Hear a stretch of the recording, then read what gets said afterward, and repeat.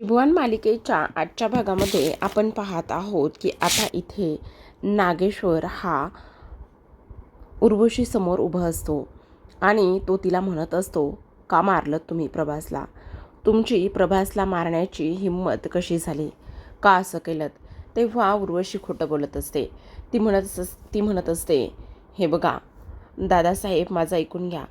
तो तुमच्याबद्दल खूप जास्त अपशब्द बोलत होता, तुमच्याबद्दल वाईट साईट बोलत होता. त्यामुळे त्यामुळे तेव्हा आता नागेश्वरला राग येतो, कारण शेवटचा मोहरा होता तो, जो की इथे अंगद आणि देवकीची मुलगी कोण आहे हे सांगण्यासाठीचा तो शेवटचा मोहरा होता. आणि त्यानंतर उर्वशीने त्यालाच मारलं ही गोष्ट नागेश्वरला पचत नसते आणि त्यामुळे आता उर्वशीचा गळा नागेश्वरने दाबलेला असतो. तो म्हणत असतो, तुमची हिंमत कशी झाली हे सगळं काही करण्याची? तुम्ही आम्हाला सरळ सरळ खोटं बोलताय. तेव्हा आता उर्वशी एक खूप मोठा डाव टाकते आणि ती म्हणत असते, हे बघा दादासाहेब, मी काय म्हणते ते एकदा ऐकून घ्या तुम्ही. जरी प्रभास मेला असला तरीसुद्धा इथे एक पुरावा माहिती आहे मला. प्रभासकडून मी सत्य जाणून घेतले. देवकीला तिची मुलगी कोण आहे ही गोष्ट माहिती आहे. अंगद महाजनची आणि ह्या प्रॉपर्टीची वारस कोण आहे ही गोष्ट माहिती आहे. तुम्ही नका काळजी करू. असं सुद्धा आता इकडे हे सगळं काही ती बोलत असते आणि ह्या सर्व काही गोष्टी इथे बोलल्यानंतर आता आपण पाहतो की लगेचच इकडे दुसऱ्या बाजूला तो म्हणत असतो, जर तुम्ही ह्या सर्व गोष्टी अशा पद्धतीने बोलत असाल तर मग ठीक आहे दीदी साहेब, पण आता त्या बाईकडून कसं सत्य वधवून घ्यायचं, काय करायचं हे सगळं पाहणं खूप जास्त गरजेचं आहे. हे सुद्धा आता इथे जो नागेश्वर आहे तो इथे बोलत असतो. त्याचबरोबर आता उर्वशी म्हणत असते, आत्ता ह्या वेळेला मी हे सगळं काही सांगून वेळ तर मारून नेलेली आहे, पण तरीसुद्धा मला खूप जास्त अलर्ट राहावं लागेल असा विचार आता उर्वशी करू लागते. इकडे जंगलामध्ये एक माणूस फिरत असतो आणि तो माणूस फिरत असताना त्याच्या हाती तोच मोबाईल सापडतो, जो की इथे रुद्रचा असतो. प्रभासने तिथे पडलेला असतो प्रभासकडून आणि तोच आता मोबाईल इथे त्याच्या हाती लागलेला असतो. आता जेव्हा तो मोबाईल त्याच्या हाती लागतो त्यावेळेस मात्र इथे तो माणूस तो मोबाईल घेऊन तिथून जात असतो. त्याच वेळेला आता इकडे दुसऱ्या बाजूला रुद्र, गिरिजा हे जंगलामध्ये आलेले असतात, कारण त्यांना तिथे काही पुरावे मिळत आहेत का, काही सापडतंय का, ह्या सर्व गोष्टी पाहायच्या असतात आणि त्याचमुळे ते दोघेही जण जंगलामध्ये येतात. आता दोघेही जण जंगलामध्ये आल्यानंतर आपण पाहतो की इकडे गिरिजाला तो क्षण जशाला तसा आठवतो. तिच्या डोळ्यासमोरून तो क्षण जात असतो. आता जंगलामध्ये आल्यानंतर रुद्र म्हणत असतो, हे बघा गिरिजा, तुम्ही काळजी करू नका. नक्कीच आपल्याला काहीतरी मार्ग सापडेल आणि काहीतरी पुरावा नक्कीच मिळेल. त्याच वेळेला गिरिजा म्हणत असते, कळत नाही रुद्र मला काय सापडेल आणि काय नाही. तर मला फार भीती वाटायला लागलेली आहे. काय करावं आणि काय नाही ह्या गोष्टी मला अजिबात कळत नाहीत. त्याच वेळेला आता इकडे जो काही रुद्र आहे तो म्हणत असतो, तुम्ही काळजी करू नका. आपण हे सगळं पोलिसांना सांगणारच आहोत. जर आपल्याला जे सत्य समजल ते. आता तो माणूस तिथे बसून पाणी पित असतो. त्याला असं वाटत असतं की बहुतेक हे ते लोक मोबाईलविषयीच बोलत आहेत आणि हा जर मोबाईल इथे माझ्याकडे आहे ही गोष्ट समजली तर मग आता मला हे पोलिसांकडे देतील का? नाही नाही, नको नको, असं काही व्हायला नको आहे. म्हणून तो माणूस तिथून लगेचच पळून जातो. आता तो माणूस तिथून पळून गेल्यानंतर आपण पाहतो की इकडे दुसऱ्या बाजूला जो आपला श्री आहे तो श्री इथे गुरुजींना घेऊन आलेला असतो. आता तो श्री गुरुजींना घेऊन आल्यानंतर इकडे गुरुजी म्हणत असतात, तुम्ही लोकांनी मला इथे का आणि कशासाठी आणलं आहे असं तो विचारत असतो. त्याच वेळेला आता इकडे श्री म्हणत असतो, का आणि कशासाठी आणले हे तर आम्ही तुम्हाला सांगणारच आहोत, पण आम्हाला एक गोष्ट सांगा. जेव्हा तुम्ही प्रभास काकांचा इथे खून झाला त्यावेळेस नेमकं तुम्ही काय आणि काय काय पाहिलं त्या सर्व गोष्टी तुम्ही आम्हाला सांगा. म्हणजे कसं आहे ना, सगळ्या गोष्टी इथे आम्हाला समजतील आणि सगळ्या गोष्टी आम्हाला समजल्या की मग सगळे कोडे उलगडतील.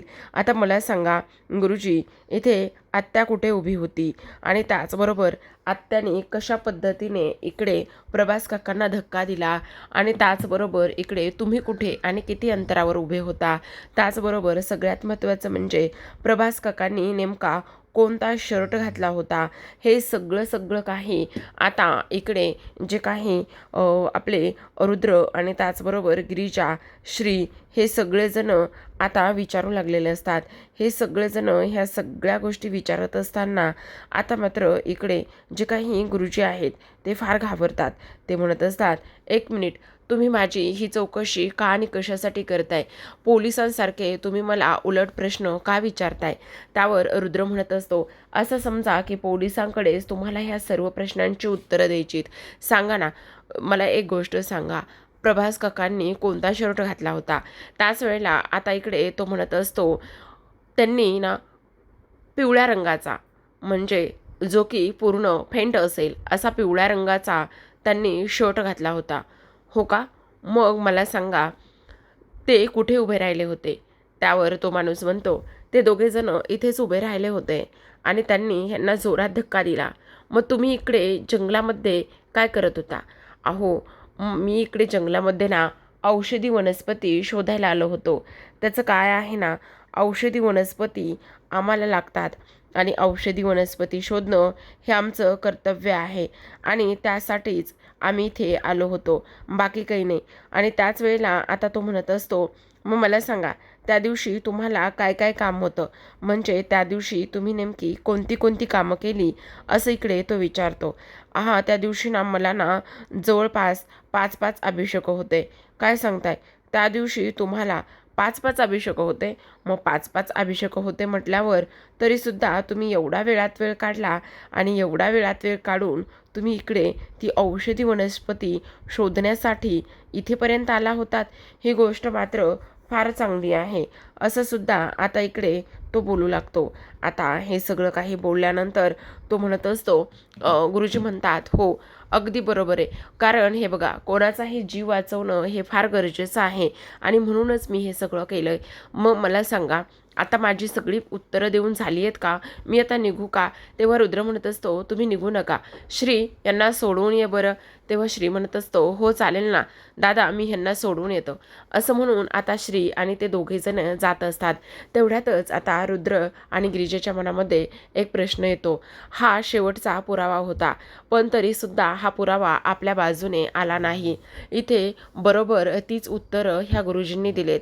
त्यामुळे रुद्र शेवटची आशा आणि शेवटचा होपसुद्धा संपलेला आहे. आता काय करायचं समजत नाही.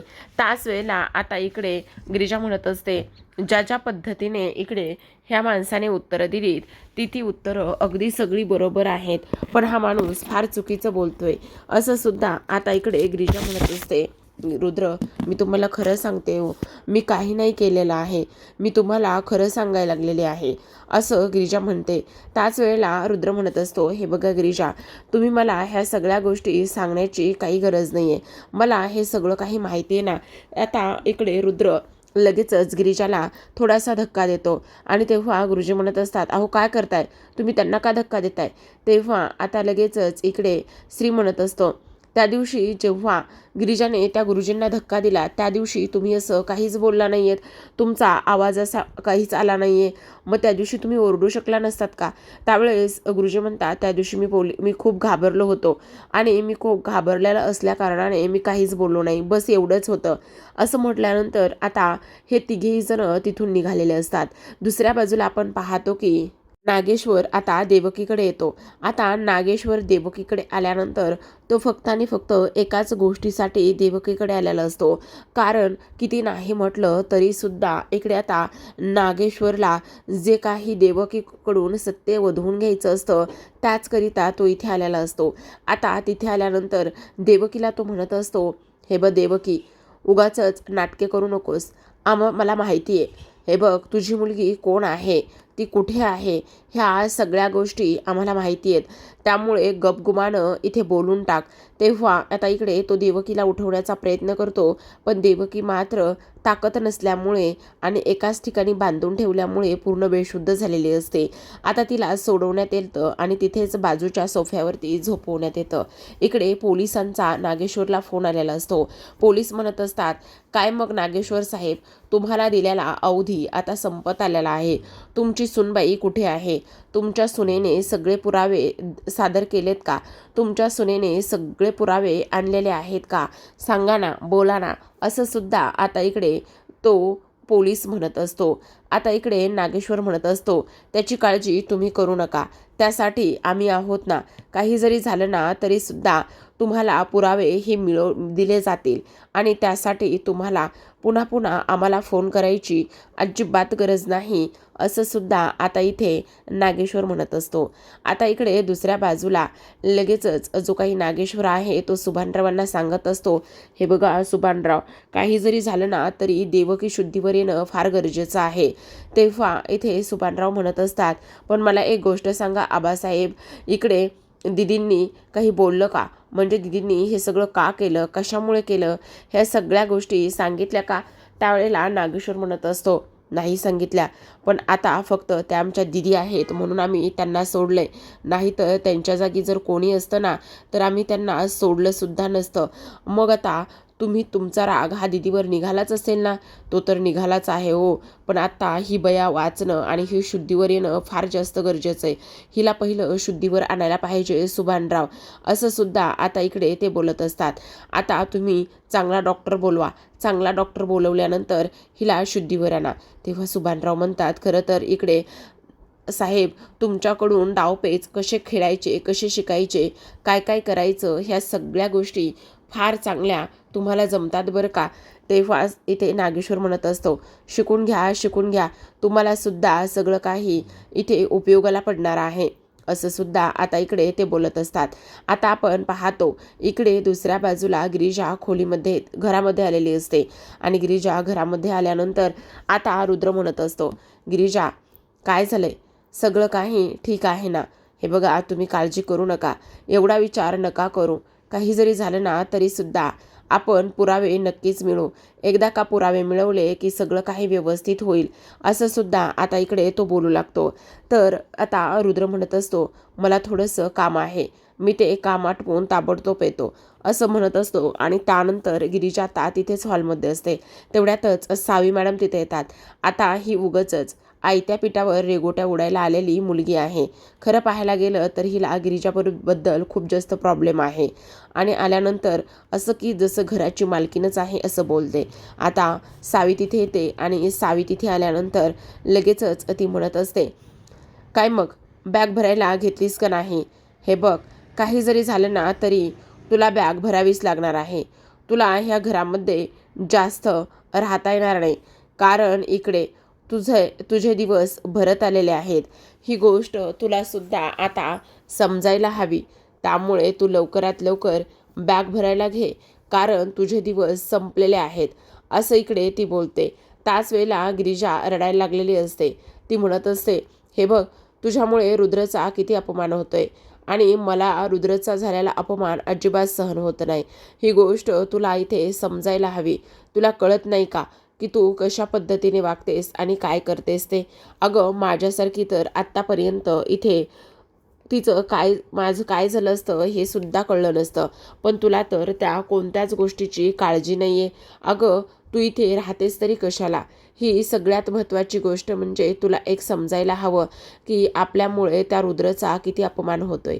त्या रुद्रचं नाव आहे 4 गावात 4 माणसामध्ये.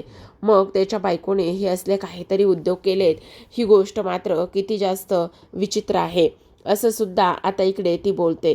हे सगळं काही बोलल्यानंतर आपण पाहतो की इकडे जो काही आता इकडे रुद्र आहे तो पुरावे शोधायला गेलेला असतो. आता सावी म्हणत असते, पण तसंही तुला ना इथे 6 महिन्याने ह्या घरातून जायचंच होतं ना. मग तुला 6 महिन्याने ह्या घरातून जायचं होतं तर मग तू आत्ता गेलीस तरी त्याने काही एक फरक पडत नाही. मी तर म्हणते तू आत्ताच्या आत्ताच इथून निघून जा. तुझी बॅग पॅक करायला घे बरं, किंवा मी तुला मदत करू का बॅग पॅक करायला? असं सुद्धा आता इकडे ती बोलत असते.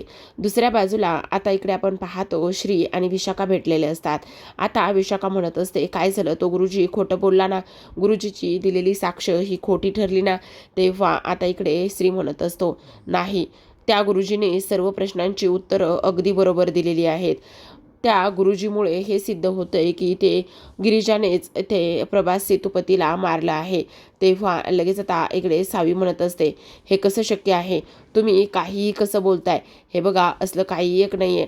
तेव्हा आता इकडे ती म्हणत असते, हो ते माहिती आहे आम्हाला, हे सगळं खूप खोटं आहे, ह्या गोष्टी अजिबात खऱ्या नाही आहेत, पण तरीसुद्धा काय करावं ना, त्या गोष्टी अजिबात कळत नाही आहेत, असं सुद्धा आता इकडे तो बोलत असतो. पण आता बघा ना, ही सावी जी आहे, विशाखा जी आहे ती म्हणत असते, मला एक गोष्ट सांगा, तिथे 3-3 गुरुजी आहेत, नेमके कोणते गुरुजी तुम्हाला भेटले. तेव्हा आता इकडे स्त्रीच्या हातामध्ये मोबाईलमध्ये त्या गुरुजींचा फोटो असतो आणि त्या गुरुजींचा फोटो आता इकडे ती दाखवते. आता जेव्हा त्या गुरुजींचा फोटो दाखवते तेव्हा मात्र इकडे विशाखा काहीतरी बोलत असते. तर इकडे दुसऱ्या बाजूला वासंती म्हणत असते, ऐक ना बाळा, हे बघ, तुला माहिती ना की आपली पोरगी, आपली गिरिजा इथे निर्दोष आहे. तेव्हा तो म्हणत असतो, हो मला माहिती आहे, गिरिजा निर्दोष आहेत. आईसाहेब तुम्ही नका काळजी करू, सगळं ठीक होईल. तेव्हा लगेच आता इकडे जो काही रुद्र आहे तो म्हणत असतो, मी बघतो काय करायचं. तर त्याच वेळेला वासंती म्हणत असते, हे बघ रुद्र, काही जरी झालं ना तरीसुद्धा माझी गिरिजा निर्दोष आहे हे सिद्ध करण्यासाठी तुला जे जे काही करता येईल ते सगळं कर. तेव्हा तो म्हणतो, हो. तेवढ्यात श्रीचा गिरिजाच्या फोनवर फोन आलेला असतो. आता तो फोन रुद्र उचलतो आणि म्हणत असतो, मी आलोच. असं म्हणून आता वासंती त्याला विचारत असते की काय झाले, कुठे चाललेला आहेस. पण तेव्हा तो काही सांगत नाही आणि म्हणत असतो, खूप महत्त्वाचं काम आहे, मी पटकन जाऊन येतो. असं म्हणून तो आता श्रीला भेटायला गेलेला असतो. आता श्रीला भेटायला गेल्यानंतर वासंती म्हणत असते, काय सापडलं असेल का ह्याला, काहीतरी सापडायला हवं, कारण सापडणं फार गरजेचं आहे, असं इकडे आता तो बोलत असतो. त्याच वेळेला आपण पाहतो की इकडे लगेचच दुसऱ्या बाजूला मात्र गिरिजा एकटीच उभी असते आणि गिरिजा एकटी उभी असताना आता जे काही नागेश्वर आहे तो तिथे येतो. आता गिरिजा म्हणत असते, खरं तर काय करावं ते कळत नाही. आता नागेश्वर तिथे आल्यानंतर तो म्हणत असतो, काय मग सुनबाई, मिळाले का पुरावे? 24 तास उलटून चालले आहेत. अरे 24 तास संपत आलेत, तुम्ही आणखी पुरावेसुद्धा शोधले नाही का? तेव्हा गिरिजा म्हणत असते, आबासाहेब. तेव्हा इथे नागेश्वर म्हणत असतो, कोणाची वाट बघताय? तेव्हा गिरिजा म्हणते, पोलिसांची वाट बघते. का? पोलिसांची का वाट बघताय? हरलात की काय तुम्ही एवढ्यात? तेवढ्यातच गिरिजा म्हणत असते, आबासाहेब त्याचं काय आहे ना, खरं तर तुम्ही मला 6 महिन्यानंतर घराबाहेर काढणारच होतात, पण तुम्ही एवढ्या खालच्या थराला जाऊन मला घराबाहेर काढाल असं मुळीच वाटलं नव्हतं. तुम्ही फार चुकीचं करताय. अशा पद्धतीने तुम्ही मला घराबाहेर काढाल अशी आशा मला नव्हती. असं म्हटल्यानंतर नागेश्वरला आता इकडे धक्का बसतो आणि तो इकडे गिरिजाकडे पाहतच राहतो. त्याच वेळेला दुसऱ्या बाजूला आपण पाहतो तिथे उर्वशी आलेली असते, सावी असते, वासंती असते आणि इकडे आता जी काही सावी आहे ती म्हणत असते, अगं आता तर तुझी जेलमध्ये रवानगी होणारच आहे, कारण तू इकडे स्वतःला निर्दोष सिद्ध करू शकलेली नाही आहेस.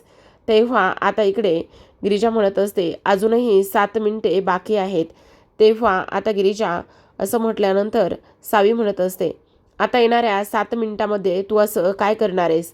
तेव्हा लगेच गिरिजा म्हणत असते, मी करणार नाही, पण माझा नवरा त्याच्या बायकोला निर्दोष सिद्ध करण्यासाठी काहीही करू शकतो. हे 7 मिनिटंसुद्धा त्याच्यासाठी खूप मोठे आहेत. तेवढ्या तिथे पोलीस येतात आणि पोलीस आल्यानंतर ते गिरिजाला अटक करणार असतात. ते म्हणत असतात, तुम्हाला दिलेली वेळ आणि मुदत ह्या सगळ्या गोष्टी संपलेल्या आहेत, त्यामुळे आम्ही तुम्हाला अटक करायला आलो आहोत. आता तुम्हाला निर्दोष सिद्ध करण्यासाठी इथे एखादा वकील आणि त्याचबरोबर केस लढावी लागेल. आता हे सगळं काही बोलल्यानंतर लगेचच आता इकडे गिरिजा म्हणत असते, पण अजूनसुद्धा इकडे 7 मिनिटे बाकी आहेत. तेव्हा आता 7 मिनिटात तुम्ही काय करणार आहे, असा प्रश्न आता इकडे पोलीस विचारतात आणि त्याच वेळेला हे सगळे काही प्रश्न विचारल्यानंतर रुद्र म्हणत असतो, 1 मिनिट, गिरिजाला अटक नाही होऊ शकत, कारण मी गिरिजाला निर्दोष सिद्ध करण्यासाठी सगळे पुरावे घेऊन आलेलो आहे. आता हे ऐकल्यानंतर नागेश्वर आणि उर्वशीची चांगलीच फजिती उडालेली असते. आता उर्वशीला तर काय करावं आणि काय नाही ह्या गोष्टी अजिबात समजत नसतात. त्यामुळे आता ती खूपच मोठ्या संकटात येणार असते.